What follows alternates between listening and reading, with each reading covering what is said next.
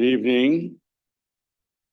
Thank you for joining us this evening for the Tecnoglass lecture series. This is our themed, sponsored series.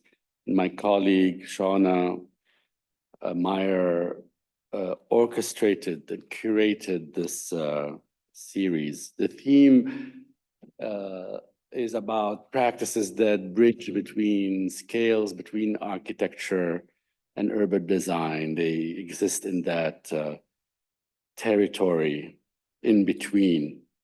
And we have a good example this evening. So tonight, I have the pleasure of introducing two architects whose work, teaching, and thinking have been profoundly influential in the architectural community, and for me personally, especially. Lola Sheppard and Mason White, partners at Lateral Office, are professors at the University of Waterloo and the University of Toronto, respectively, but also professional pioneers whose practice exemplifies the commitment to social and ecological questions, especially regarding indigeneity and rural environments. Lola and Mason founded Lateral Office in 2003 with a vision that architecture must engage with complex, urgent questions, whether ecological, social, or political. Their approach is bold and experimental, firmly planted at the intersection of architecture, landscape, and urbanism, and focus on redefining the role of architecture with particular attention to the Canadian context and its shifting environmental and social challenges as a testing ground. Lola, with degrees from McGill University and Harvard Graduate School of Design, brings a fantastic academic and professional background, having worked with renowned firms such as Atelier Jean Nouvel. Mason, a graduate of Virginia Tech and Harvard, complements this with his own extensive experience, including his teaching at prestigious institutions like Harvard and Cornell. In my past life in Toronto, I was fortunate to witness firsthand the impact of their forward-looking work on issues of diversity and environmental stewardship. Topics that back then were just starting to gain traction, but are now central to our discourse. Mason, as a colleague, opened my eyes through our passionate debates, sometimes heated, always thought-provoking, and I'm deeply grateful for those conversations.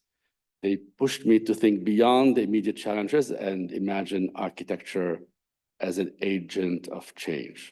Please join me in welcoming Lola Sheppard and Mason White.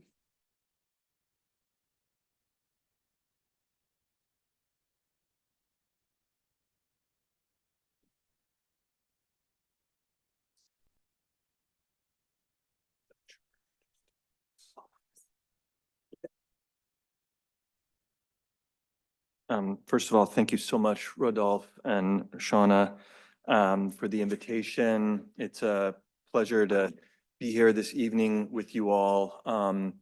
And Rodolphe, thanks for the kind words to introduce us. It's great to be reunited with you here in your home, your new home. We miss you in Toronto. You're always welcome back. Lola and I really enjoyed the prompt from the lecture thematic, and we thought it was a great opportunity to reflect on some of the questions of scale. So we have developed a sort of, I know sometimes giving lectures at universities, it can be this challenge between grabbing some old material and kind of rummaging through your suitcase of past projects and figuring out what should we put together for this. So we have grabbed something old, something new, and something blue. Is that something like that? And packaged. Will you do this lecture with me this evening?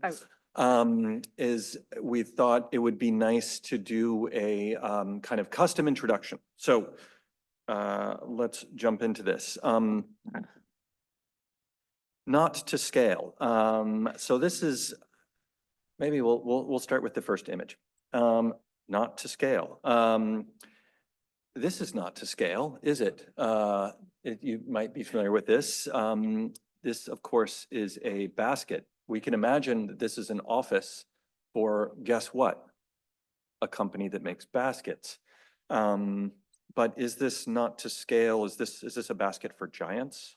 This would be one way to think about scale, right? The same way that, I don't know how famous this meme is, but I think it's quite famous. Derek Zoolander from the film Zoolander in 2001, famously, when presented a model of a building that was to be a center for children who do not read good, I think is the name of the model. A model of a center for children who do not read good, was frustrated when he approached the model saying, why is this center so small? Is this a center for ants, right? Because he, of course, misunderstood that is a scaled model. And he said, this building would be much better if it were 3 times larger than this. And he promptly throws the model off of the podium onto the floor.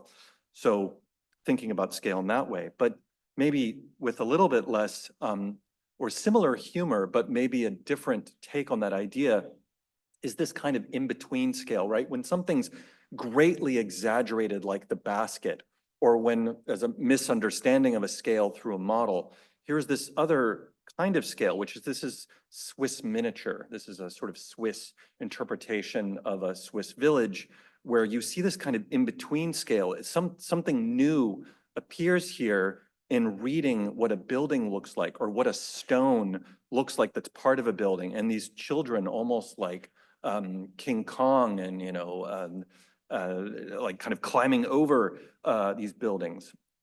And then again, with this sort of distortion of scale, this is a famous moment in Las Vegas where they imitated New York, Las Vegas. Battery City, the tip of. That's right. They famously grab various famous buildings and famous parts of city to replicate. And so they replicate Battery City, not at actual scale, but still at the scale of a building. So it's a kind of shrunken version of the city and its key moments that make it iconic. This is the idea of, what does it mean when you scale 1-to-1? And many of you might be familiar, there's a famous text by Borges, but we discovered that actually, and Borges talks about a map as big as the territory, but he in fact was inspired by Lewis Carroll, who wrote a story called Sylvia and Bruno Concluded. And Lewis Carroll in there writes, the largest map considered really useful would be 6 inches to a mile, although his country carried it much further, having gone through maps that are 6 feet to a mile, then 6 yards to a mile, next 100 yards to the mile, and finally a mile to a mile. The farmer, though, said that such a map, if it was to be spread out, would block out the sun and the crops would fail, so the project was abandoned. And so now they use the country itself as its own map, and I assure you it does nearly as well. And so this interesting idea of being in space at 1-to-1.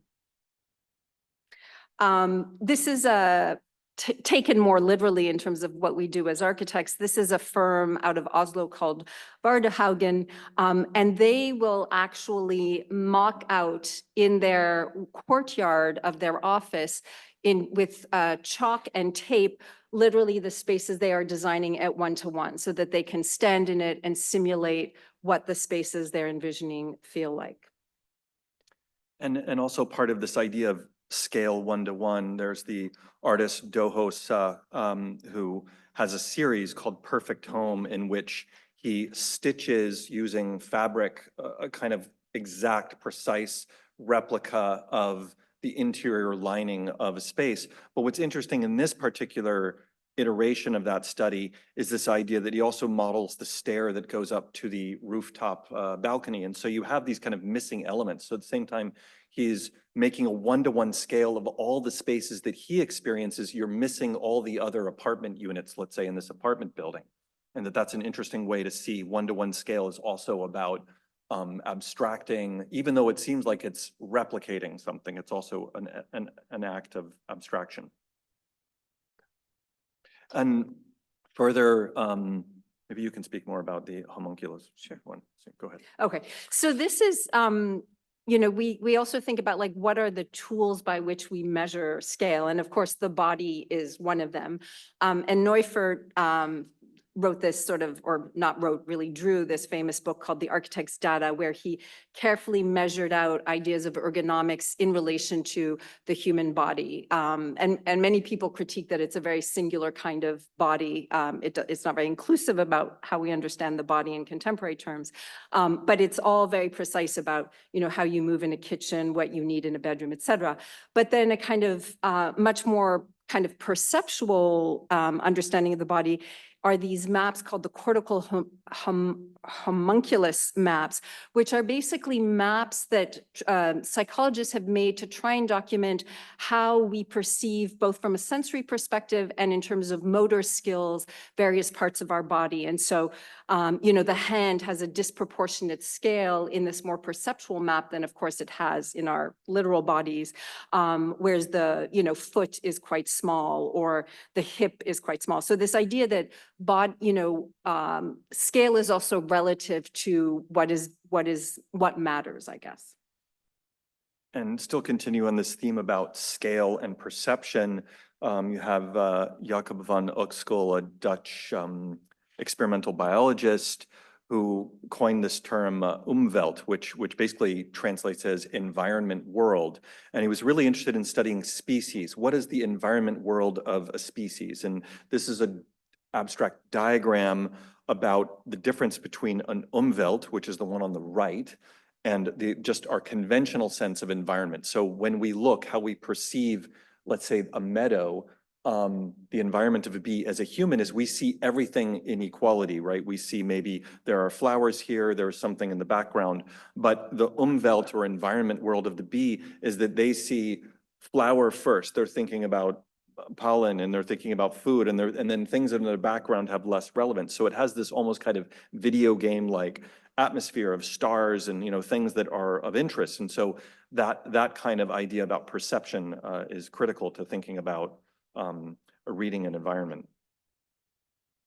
Another sort of idea about scale that we've been thinking about is in relation to the idea of metabolics. Like there's the scale of a given thing, but then it is in relation to a much larger area that it is in metabolic relationship to. So Howard Teodum is a biologist who developed this sort of interesting philosophy of energies, which was a way of understanding how species inhabit an environment in much more complex ways. So he would do these diagrams. So this one happens to be shrimp mariculture systems in Ecuador, very particular. But what's interesting is that he's not just drawing the square or the rectangle is the actual space that the shrimp occupy, but he's recognizing that labor, capital, fuel, climate, weather, sun are all part of the kind of environment of the shrimp. And then what's doubly interesting to us is you see on the right, he develops a kind of graphic code to describe these exchanges between the kind of immediate environment of the shrimp and its larger context. And so he'll talk about exchanges, connectors, inputs, outputs, et cetera. There's also, I think, and this will come up, I think, quite a bit in some of our work, the idea of not to scale in relationship to home and what home means. We as sort of all of us maybe living in versions of the, Southern North America have one idea of home, but for Indigenous people and particularly Inuit people, home is really the territory. And so these are amazing maps that were made as part of the Nunavut Lands Claims, which is a very large territory in northern Canada, where they would document everywhere they would hunt and fish as a way of saying, this is our home, this is part of our land, and we need to kind of reclaim ownership of it. Rock, paper, scissors? Okay. Go ahead. So this, again, this sort of idea of not to scale This is, again, actually Greenlandic Inuit who would map the coast through these amazing wooden sculptures that were actually ways of guiding them home. So they would mock up in a way the coastal edge through carving the wood, and that would be their way of navigating land sort of at one-to-one scale. And so this idea of sort of scale and guide is interesting. And in this one, this is diagrams done by Neil Brenner of the Urban Theory Lab. These are a few years old now, you can see, but this is looking at 5 different models for depicting urbanization. And this is a sort of study or an argument about kind of planetary scaled urbanization. So thinking that while we might think normally of urbanization as being the city itself, the city's reliance upon the supply, if you will, of resources and materials, whether it's extracted materials, feeding urbanism, means that that hinterland, what's called broadly a kind of hinterland, is now part of the city itself. So thinking about urbanization is thinking at a planetary scale, and that each one of those kind of factors, whether it be oil and gas or concrete or whatever kind of material you might want to include in that, it actually is a different world. And so one way to think about scale is to think about the different kind of worlds that you might, whether it's food, water, et cetera. So we're going to, with some of those ideas kind of floating out there, we're going to show you a range of projects that really revel in negotiating these in-between scales. So we thought it would be useful to contextualize where we come from, which is Canada. Well, he's from North Carolina originally, but I tugged him north. So Canada is actually, this slide is out of date. We are now, I'm proud to say, at 40 million people on a territory of almost 10 million square kilometers, but with a crazy lack of density of 4 square kilometers per person. I'm not sure what that converts to in miles, or people per square kilometer. And so what you can see in the map is that we basically hug the southern border. All inhabitation is everything in red are dots of, I think, 5,000 people. You can see that basically sort of Toronto to Montreal, which is where I'm originally from on the East Coast, is, basically where urbanization happens. You have much sparser in our equivalent of our Midwest. And then as you move north, it is very depopulated. And one of the things that interests us is we, for a long time, have not been looking as much at the urban context, which is, I think, where architects are traditionally trained to kind of think about. And we've gotten increasingly interested in the rural and the remote. And one of the things we've discovered is that there are sort of spatial typologies to the rural and the remote. So for instance, in the upper left, you'll get in places like Newfoundland and Nunavut, where we'll show you projects, all the towns will be along the coast because that's where the water and the fish resources are. You'll get, next over rural density, where you'll get villages along a highway. You'll, move further to the right. Ontario is sort of populated because it was all gridded landscape for farmland. Towns become much more dispersed and a kind of more even grid, et cetera. So there's this sort of idea that even the rural and remote have morphologies that relate to geography, infrastructure, et cetera. So we're going to try to talk through 5 projects. We might speed up along the way just to sort of time manage. And you can see some of the subjectivities that emerge within here are, I would say, as a practice, as a collaboration, Lola and I, we're quite interested in subjectivity, and we're very interested in representation. And we're very interested in good old tools of drawing, modeling, exhibiting, presenting, communicating discoveries or findings, if you will, to others, and thinking about how they might be able to read or understand those things. So hopefully you'll see, we often get lots of questions about drawing and representation, but there's a real consciousness in thinking about the form of representation and the subjectivity tightly linked to each other, and not thinking there's a representational style that is divorced from the subject, but the subject feeds into what it is that's trying to be communicated and the experiment of that communication itself. We're talking about camping. We're going to talk about electronic waste. We're going to talk about degrowth. And we're going to talk about some circumpolar houses. And we're going to talk about an Arctic hub. And you can see this idea about in-between scales. Apologies, these are all in metric, but you get the general idea that there's some things that are very small and some things that are big. There's some things that start really big and get really small. There's some things that are kind of medium and get a little bit bigger, but things are within this kind of scalar range. And normally, even if you just abstract this to be in metric or in imperial, we know that working at 1-to-1 is something we hold in our hand. And we know that working at 1 to 100 million obviously would be more at that planetary scale.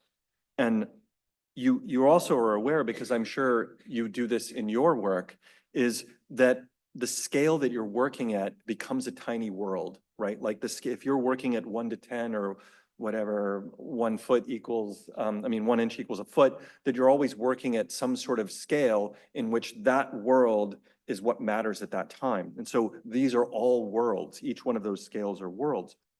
But when you start to move across these worlds and you start to embed one within another, or you start to shift even very quickly by spending only a day or two at one scale and quickly jumping to another scale, new things can emerge that can inform that previous scale you were working on.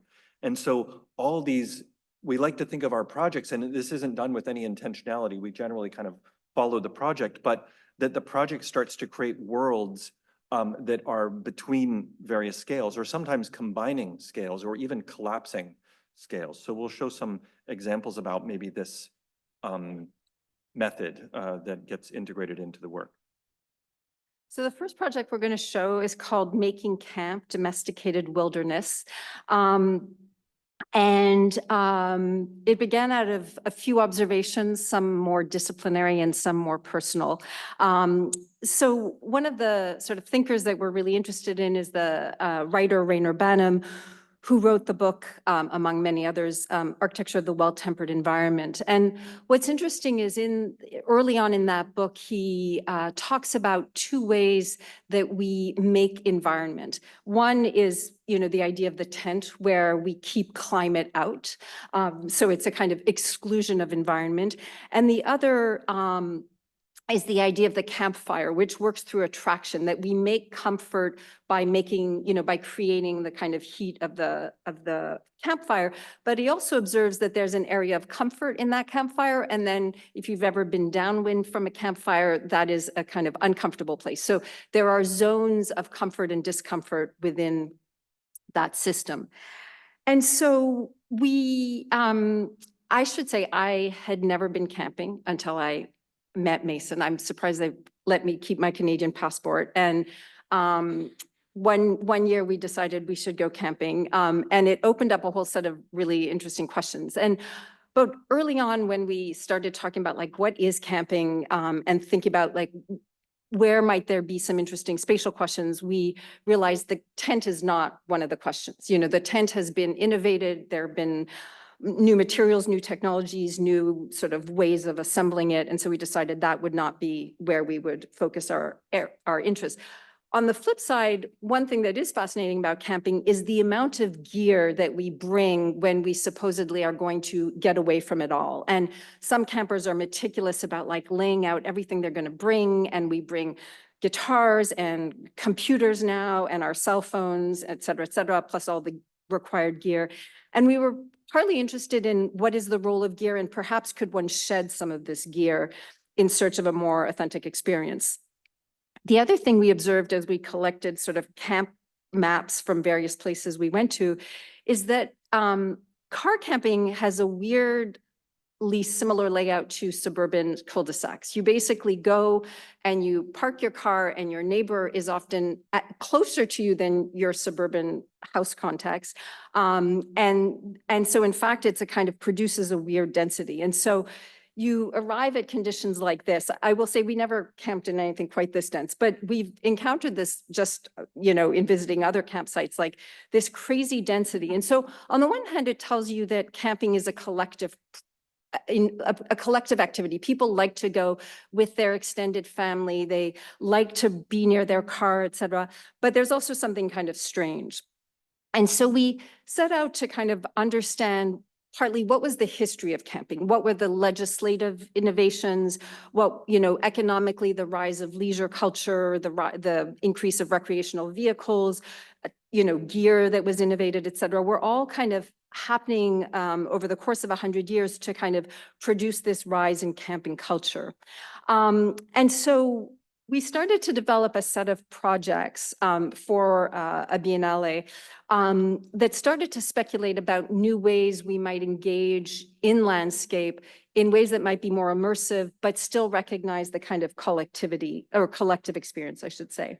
And so for the exhibition, and you'll see this in many projects, we worked mainly through model because it seemed like a very sort of interactive way to communicate to a larger public. And so you see this kind of table, which is in a way a kind of conflation of many different landscape types and different camping sites that are, collapsing much more closely than they obviously would in real life.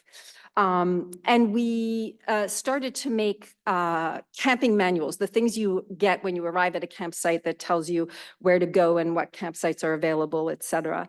And we developed, this is something that also will recur a lot, 5 projects. So I'll show you 3 of them briefly, but in many of our projects, especially the more research-driven ones, will develop a series of projects that are a way of maybe, circling around a larger question rather than feeling like we need one project that somehow delivers an answer. So this one was called Off-Grid, and it was an interest in how could one expand the sites that we camp in, and in particular, can one camp on water, on wetlands, on the edges of lakes, et cetera.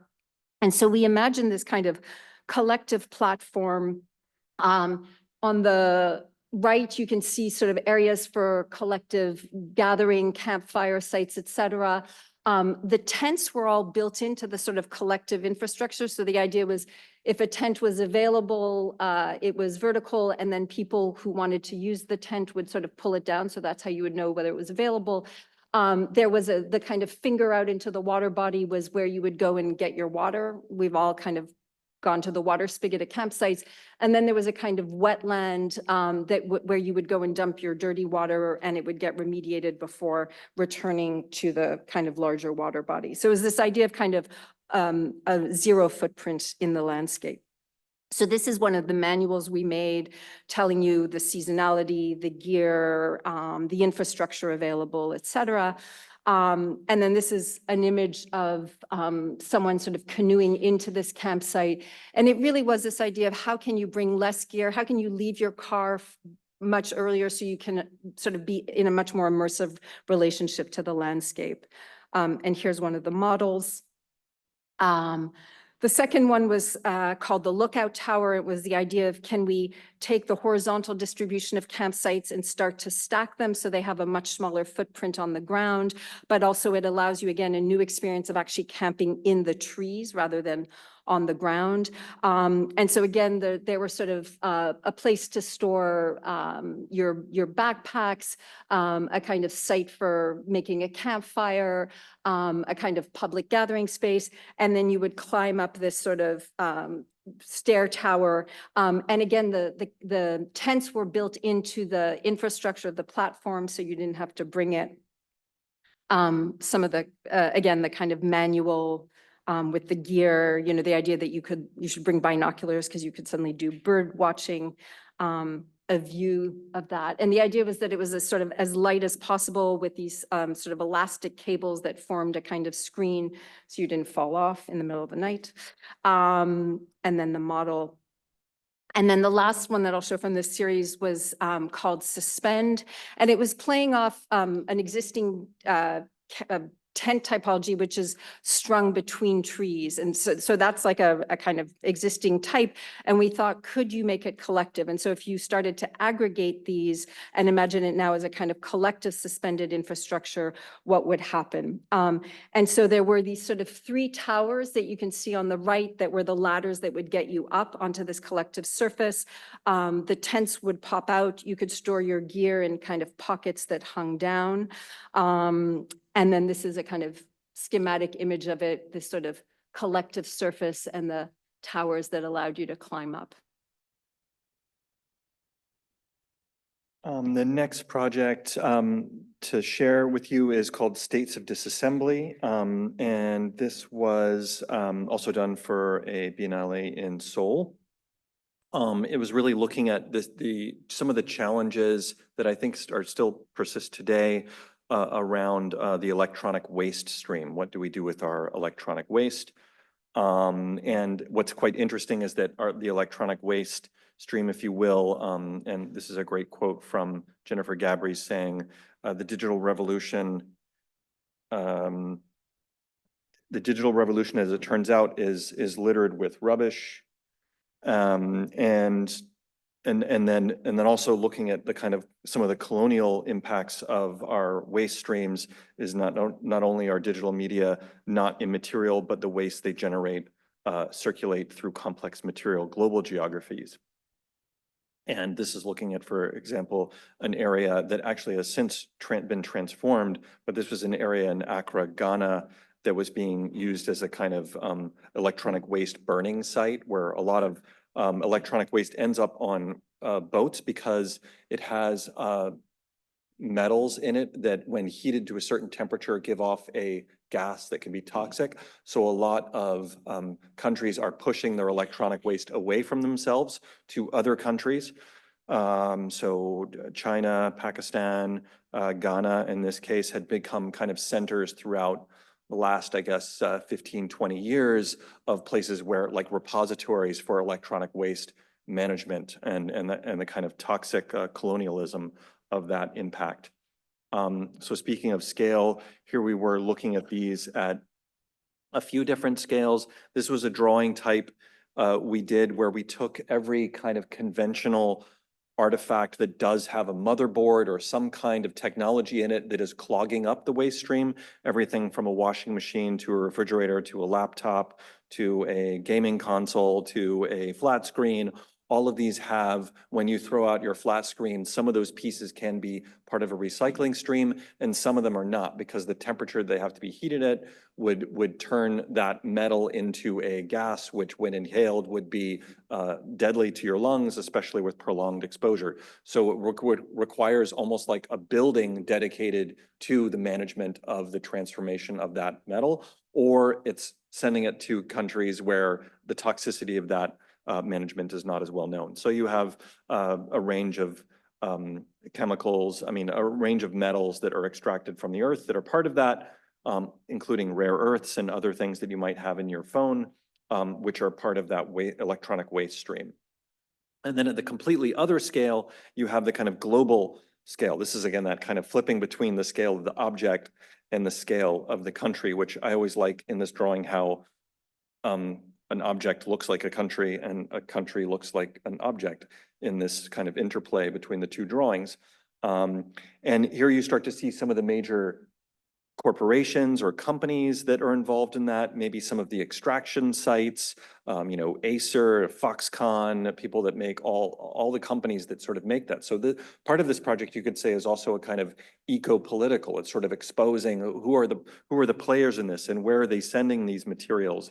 And so you see all these shipping tanks sort of moving around this like Minecraft-esque drawing. And then the scale in between those, the middle scale, if you will, between those is at the scale of kind of fragmented landscapes. So now the drawing is looking at the scale between an object and a planet. And so you're looking at fragments of landscapes. These are either like mining sites or waste management sites, some of them more toxic than others, or maybe it's corporate sites where a lot of electronic waste is being managed or thrown away, or also smelting sites. And there's also a kind of labor to this disassembly, which we got really interested in, the politics of the labor of disassembly.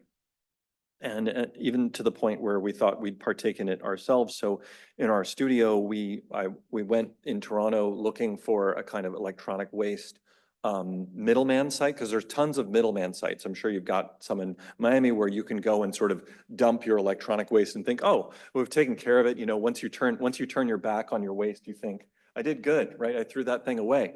But that's just a middleman. From there, it usually ends up somewhere else and then gets partitioned into different things. And then all the stuff that nobody wants anything to do with ends up on a boat, ends up in the water, and ends up in a place where unfortunately has to burden it. So anyway, we went to that middleman site, intercepted, I believe, I don't know, 3 computers. It's amazing I paid money for it, but I think I spent about $60 and bought some of the electronic waste back.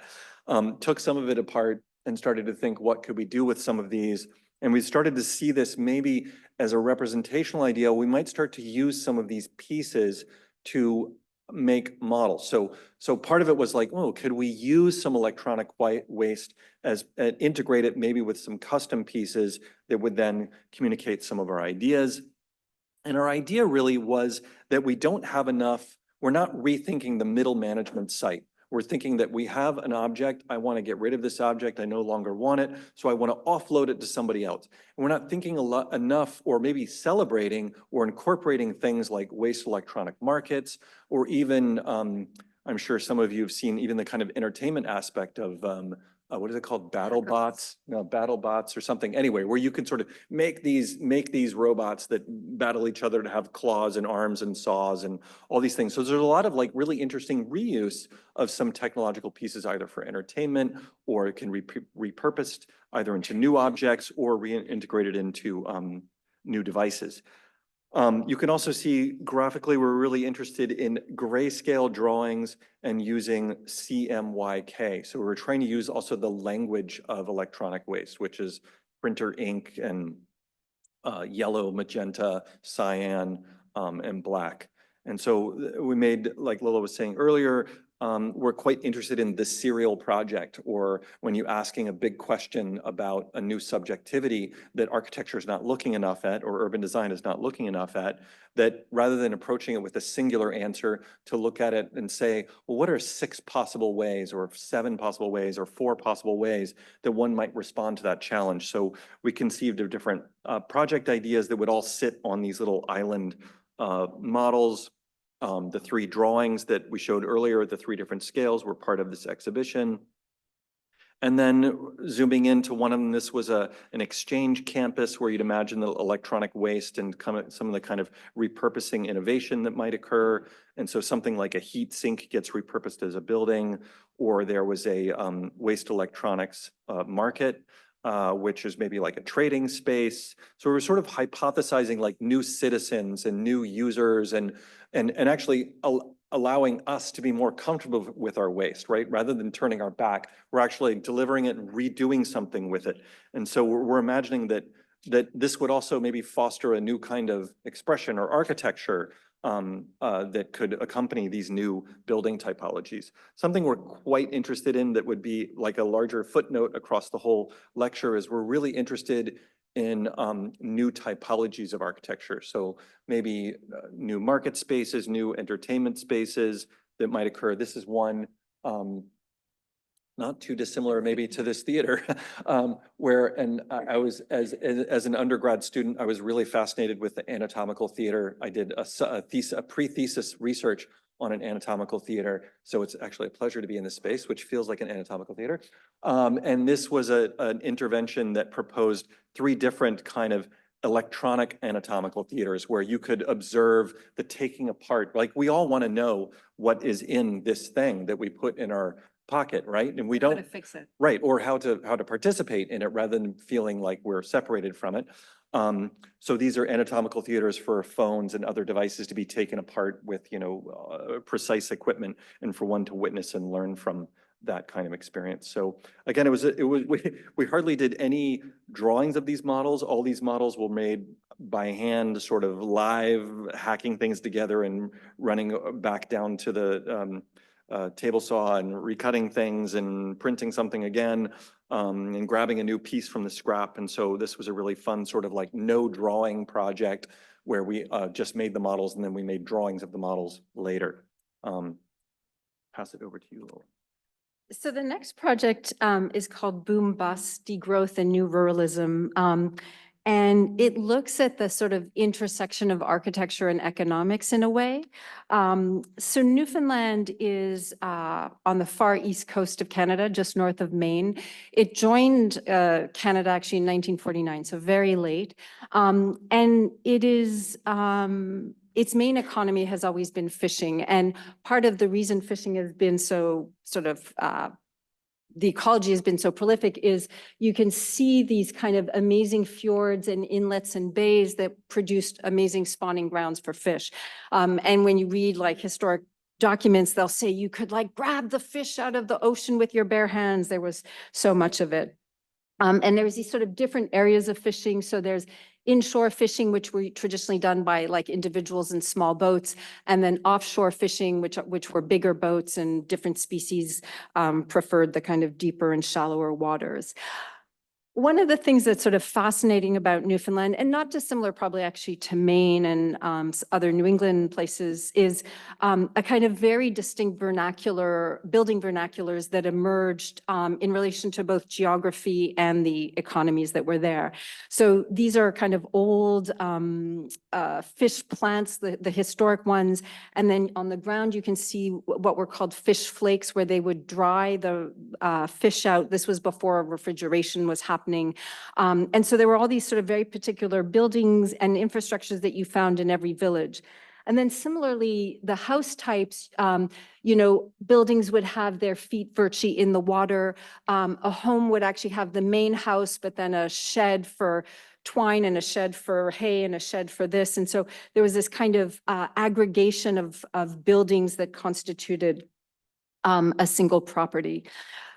What's interesting or fascinating about Newfoundland is its economy started to transform for two reasons. On the one hand, there was a kind of industrialization, not surprisingly, of the fishing industry. And so instead of it being little local individual fishermen going out, bigger boats would go. They started to have freezing capacities on the boats. And so a lot of fishermen went out of business and a lot of villages started to disappear.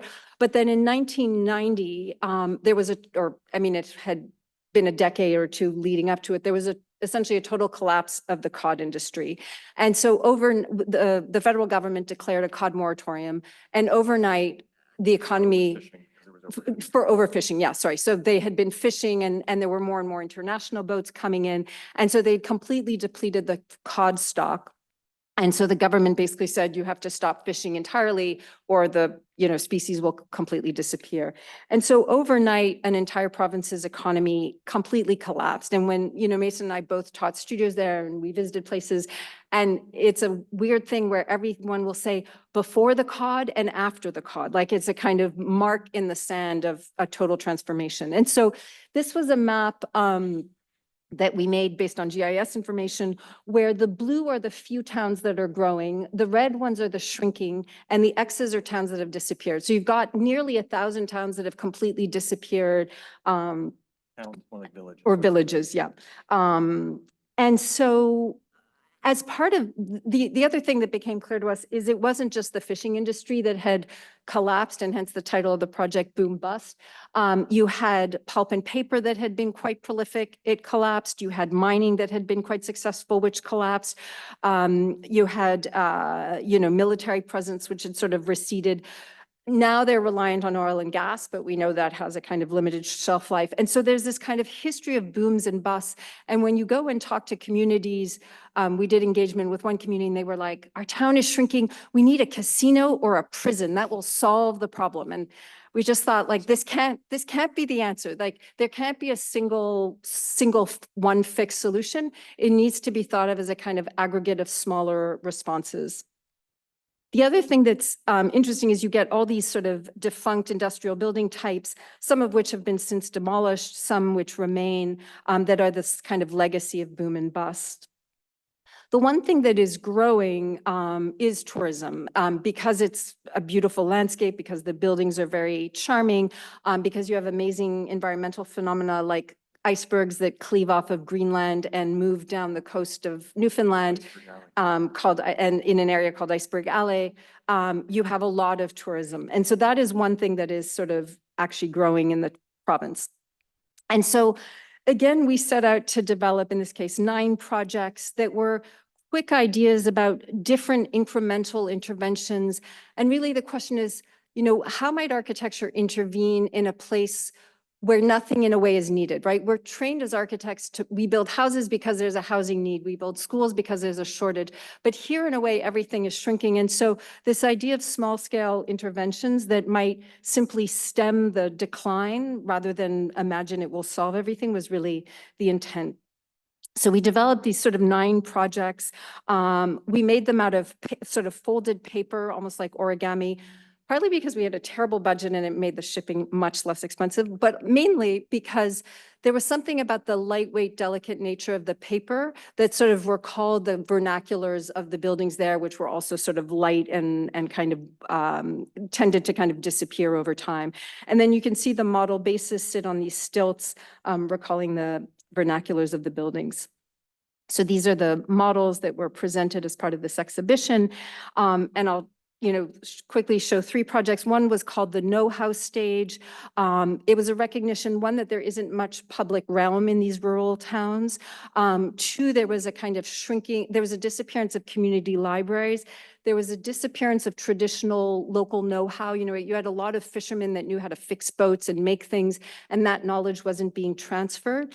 And so we were interested in sort of leveraging the vernacular of the fishing stage, reconnecting back to the water, and then imagining a set of 3 very simple structures, one that might be a kind of small local library, one that could be a workshop with tools, and then one that might be a kind of classroom where you could get intergenerational learning. Kids could help elderly with, Wi-Fi and technology. Facebook is a very big tool of communication, and conversely, an older generation could transmit some of their knowledge. Another project was called the Live Work Stage, also playing off this idea of the kind of stage, which was the kind of fishing piers, and rethinking housing vernaculars. Today, when they build housing in Newfoundland, it's kind of tract housing like you would find, here.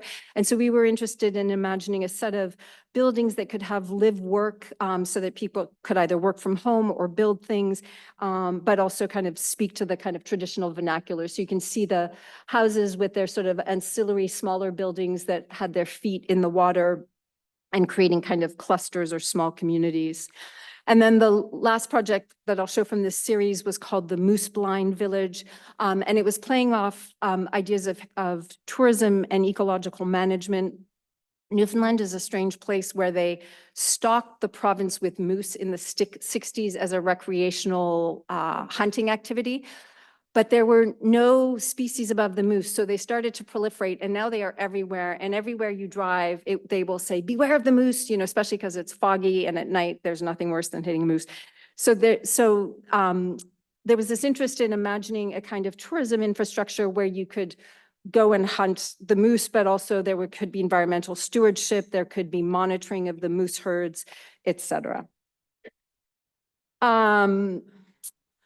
And so all of those projects were, sort of really small scale interventions that cumulatively maybe started to address some of the challenges and opportunities of that place. The next project, the last research project we'll show before we get to a built one, is called Contested Circumpolar Domestic Territories. We've been working in the Canadian North and doing research there for 15 years now. And this was a project done only 2-3 years ago with a group out of UVA called Arctic Design Group. I'll give a bit of context before I show the actual project. So as I say, we'd been doing research in the North for a long time, thinking about even what constitutes the Canadian North in particular. So we would make these maps of different definitions of the North. We came out with a book in 2017 called Many North: Spatial Practice in a Polar Territory, which was us trying to document the various phenomena that are shaping the Canadian environment, which many people, including Canadians, sort of think is empty, but in fact, there's so much happening ecologically, economically. There are people living there. There are Indigenous people living there. And so the book was organized in 5 themes: architecture and urbanism, which maybe are not surprising, but we also looked at mobility, We looked at monitoring, both military and scientific monitoring, and resources.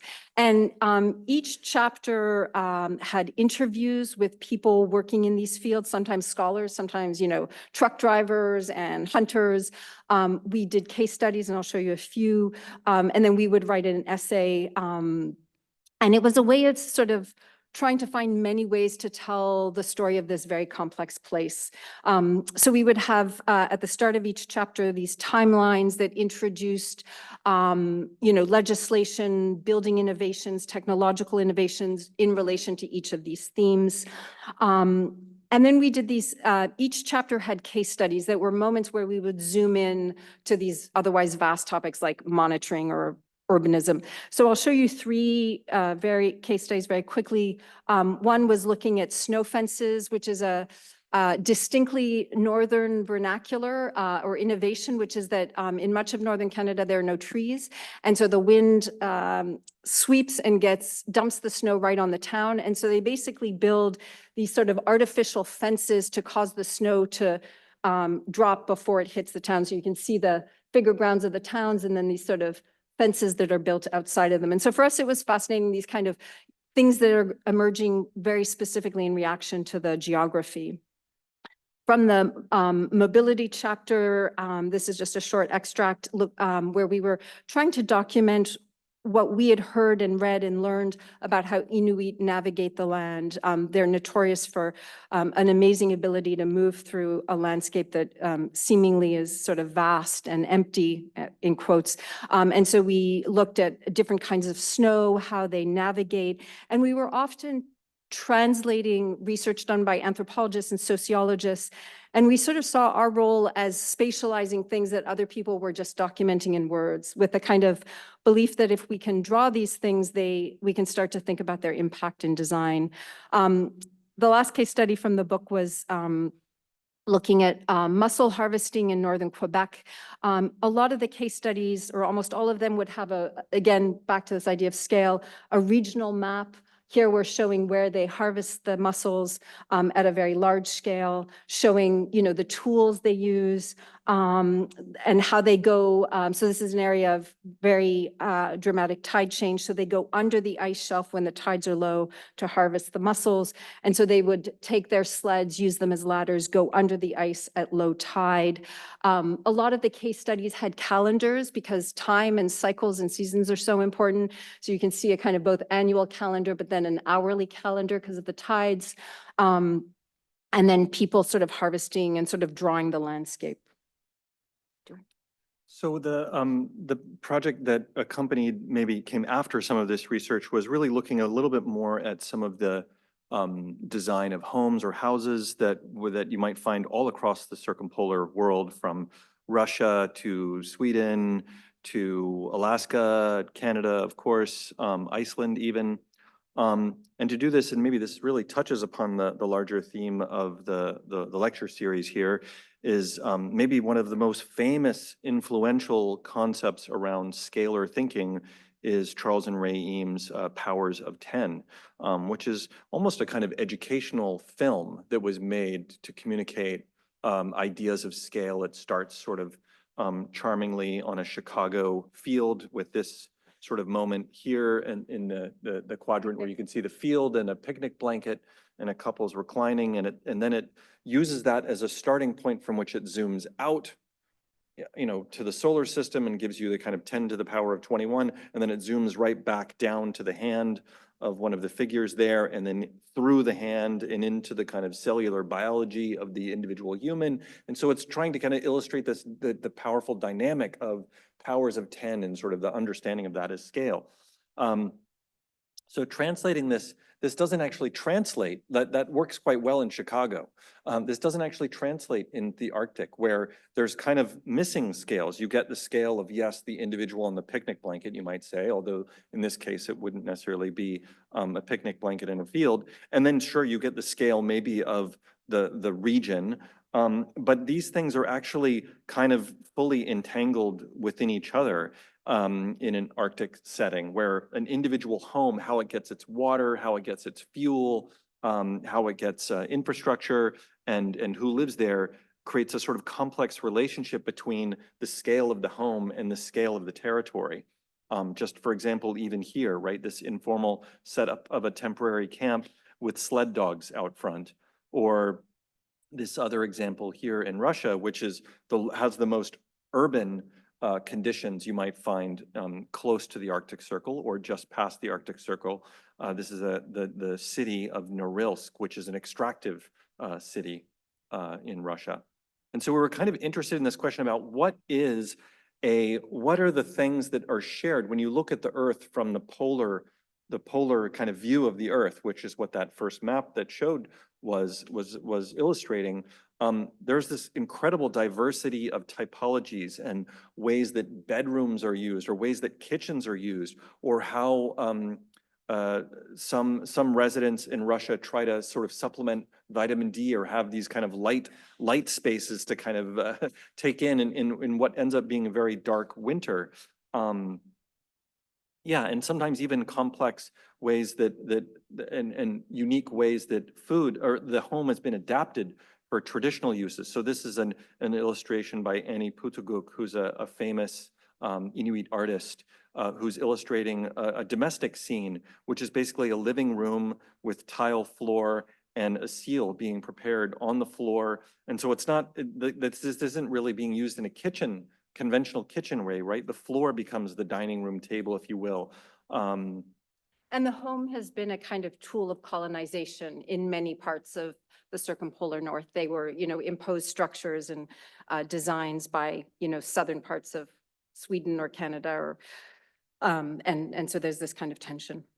And the territories in which these homes exist are often really complex. Either they're negotiating very large gas pipelines or large telecommunications, or sometimes military infrastructure, right? All of Alaska, the US and Canada northern border is joined by a distant early warning stations, which are literally communicating its Cold War infrastructure that the US put in Canadian soil and Alaska to forewarn of any attacks from the north coming over down towards the US and Canada. And so there's really interest, and then also everything from like reindeer herding in Finland, the kind of the migration patterns of reindeer is another piece of, quote, infrastructure you might imagine.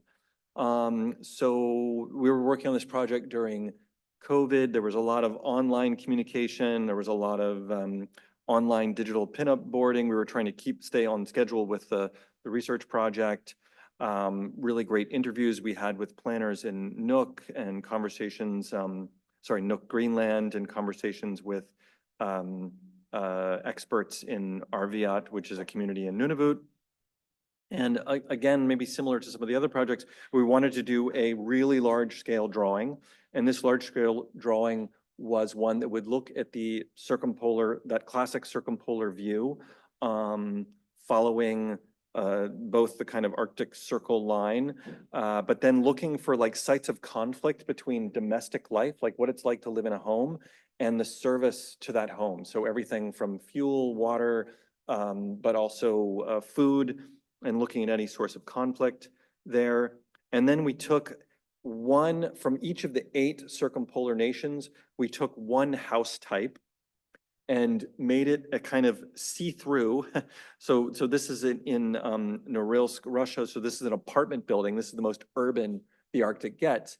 We took an apartment building and looked at how is it anchored in the ground? How does it negotiate permafrost foundations? How does it get its fuel? Where is it coming from?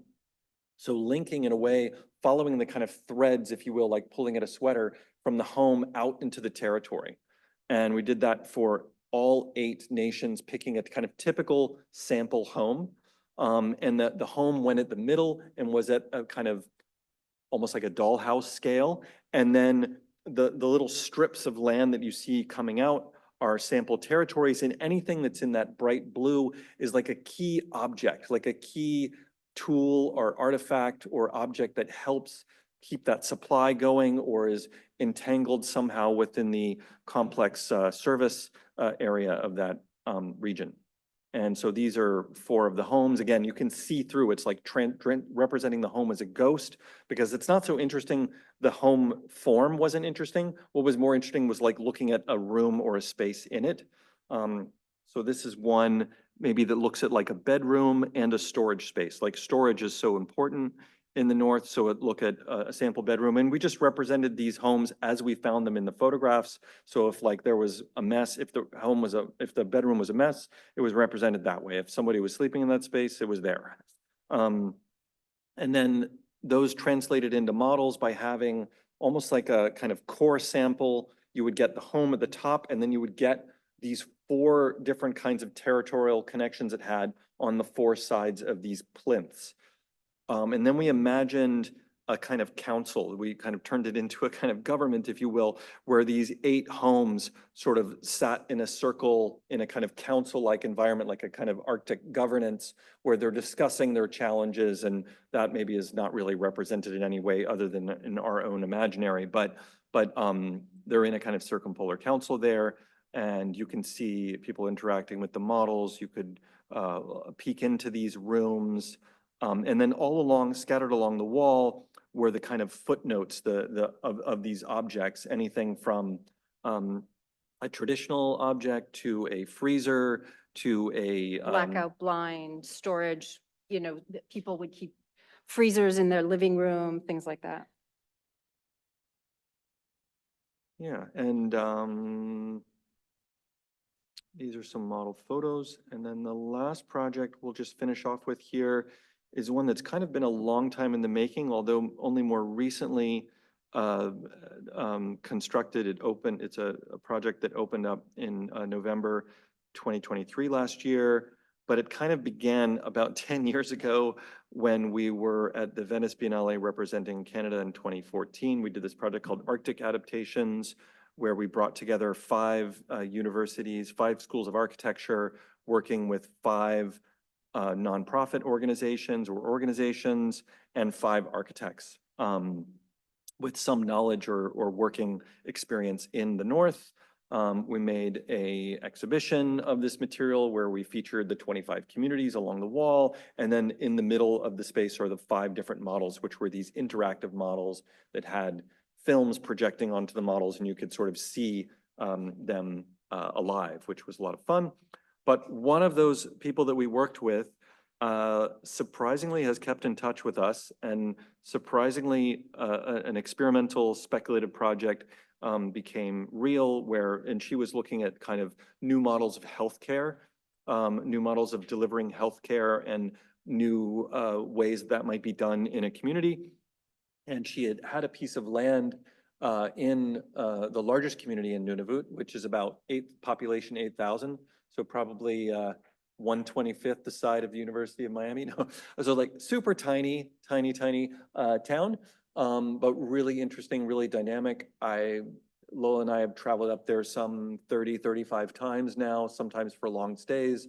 And it was this is the kind of general context in which it looks at. You can see it's in a treeless landscape. Color is really important among homes. This is what it looks like maybe in the summer, and this is what it looks like maybe in the winter. You can see a real mix of typologies, some kind of Scandinavian languages, some Southern Canadian, maybe more rural language buildings. And we were really interested in the possibility of how this building might kind of work with its unique landscape. So each one of those yellow volumes over there is a void in the massing of the building. It was a 2-story building with these kind of snowdrift, kind of scoured, scooped subtractions from corners and edges and entries. The other thing is that all buildings pretty much in Nunavut need to be lifted off the ground because of permafrost. So you see these little stilts. It's that the building can't sit on the ground or it will melt the frozen ground. So the kind of lifting up and allowing the wind to move through and around the building actually became really important. Yeah, it helps move the warm air of the building away from the ground so it doesn't melt the ground and therefore have the building sink, fall within the space. So the building, as I said, opened up last year. This is looking at it from the back. There's a 2-story structure there. And the programs that are inside it is a really interesting mix of a daycare, a land education office, a community space, a community library, and a health research center, if you will, on the second floor. And we're, like Lola was saying earlier, we're really interested in kind of local vernacular and how some of that language might be incorporated. So we also wanted to make a kind of tundra roof. Yeah, so these are some of the technologies, both everything from entry ramps to color to the foundations that Lola was speaking about and the tundra itself. The piles that we had, I think it was 42 piles on this building, and the piles go 36 feet deep on average into the ground. So the building is taller below ground than it is above ground. It has this really interesting cladding system that we used, which had, I believe, 5 different panel types, and we wanted to use that as a way to create this sort of rippling effect, almost a sort of, and it has this really interesting silver flecks in it that responds somewhat to the sky, and so this cladding or the kind of exterior expression of the building changes according to the color of the sky or the brightness. And you can see the kind of scoops that were important to either mark entrance or create these kind of rooftop green roofs or landscapes. And it's the building from the back with some of the mechanical coming out the one corner of it. And these are the 4 elevations unfolded where you can see the kind of silver skin in the middle and then the little yellow scoop out portions pulled out separately. It had a slight slope, so we had to negotiate a ramp and a stairway into one corner to ensure that there were 2 exits. And that became part of a sort of expression of the yellow kind of warm interior kind of projecting outward to the community. You can also see we were playful about windows and lighting. And doing a flat roof also meant that there would be snow up on the roof, so we devised a set of scuppers that would help bring the water down from all the different roofs, and kind of knew that that was going to create hopefully some really nice icicle expressions. And some of the kind of local vernacular that we also wanted to work on was, or incorporate, were these snow goggles, which are usually made out of bone. These are made out of, usually like traditionally made out of caribou bone, where it's just like tiny little slits in the glass portion where that might be, that allow one to kind of squint at the light. This is a sled up here, which is also made out of rope and wood with no screwdrivers, no screws, no nails. The ice floes themselves, which are just amazing moments where ice is breaking up and it has little chunks and they're kind of floating around like soup. And then this really cool old airport building, which looks like the Yellow Submarine. So these were some of the vernaculars we were incorporating into the building. This is that kind of snow goggles and that sled structure. This was a wood piece that we did custom in the interior with a ground piece that had these kind of ice flow expression along with the indigenous language alphabet around the center. And we worked with an indigenous artist to make some of these mural pieces here. And this centerpiece is really a powerful kind of link between the daycare and the library and the community space and the health research space. This is upstairs on the second floor in the health research space. You can see already the snow on the roof has piled up, probably a good 4.5, almost 5 feet there. This is one of their offices. There's about 6, 7 offices up there. And then downstairs in the daycare space. So any one of those the kind of like snow scoured scoops that's yellow on the outside, that same kind of color was expressed on the inside. So we'll leave it there. Thank you so much for joining us this evening. It's been a pleasure to be with you.